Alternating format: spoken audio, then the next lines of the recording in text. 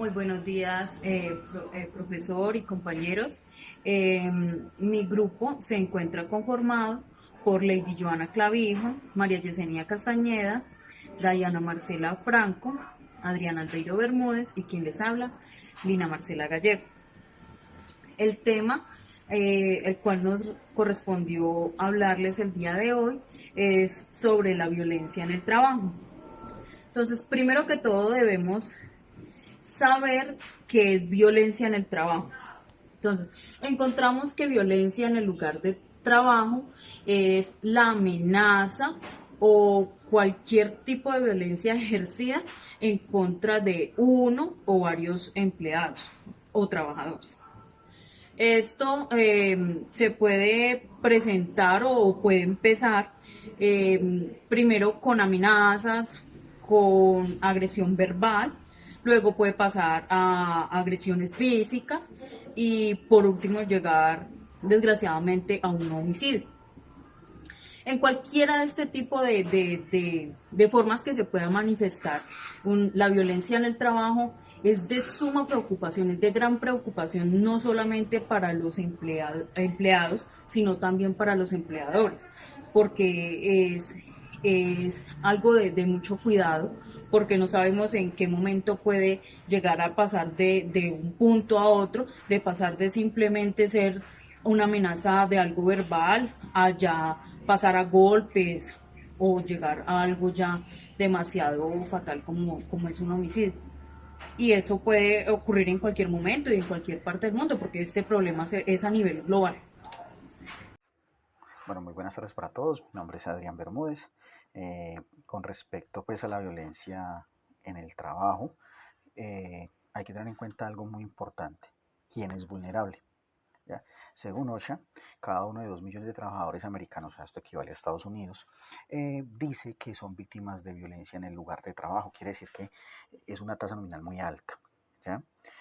Normalmente estas víctimas de violencia surgen en cualquier escenario del trabajo, independientemente de las labores o tareas que hagan las personas, y cualquier persona dentro de su condición como trabajador es una persona que es vulnerable.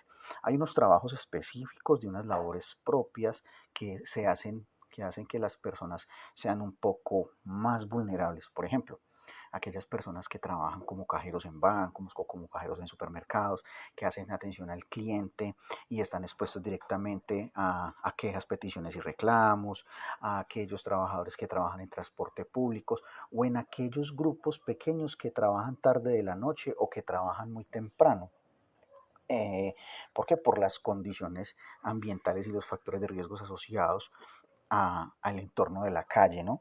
Pero también hay que tener en cuenta de que eh, el procedimiento, este proceso, perdón, del aumento de la violencia se hace mucho más vulnerable cuando, por ejemplo, aquellos trabajadores están impuestos a sitios donde la delincuencia es muy alta, donde hay necesidades propias de vulnerabilidad de los conjuntos habitacionales, por ejemplo, un barrio de extracto bajo muy marginado, ¿ya?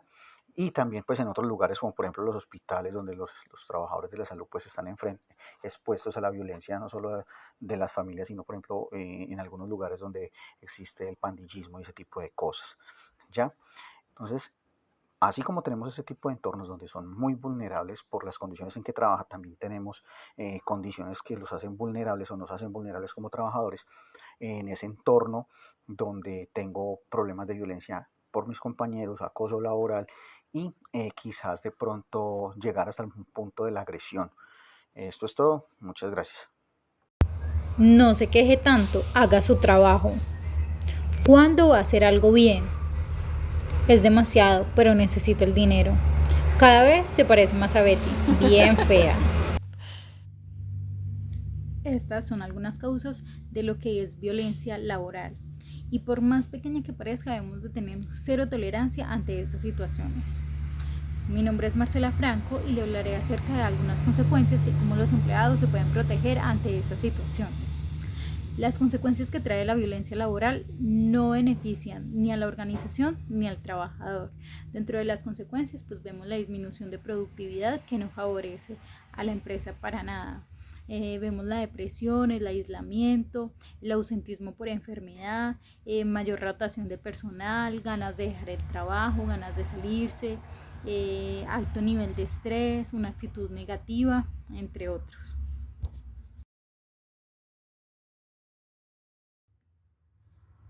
Nada puede evitar que los empleados sean víctimas de violencia laboral. Sin embargo, ellos pueden ayudar a disminuirlo como evitando situaciones peligrosas, evitando conflictos, siempre teniendo una buena comunicación, ayudar a disminuir conflictos dentro de su zona de trabajo y siempre una buena actitud.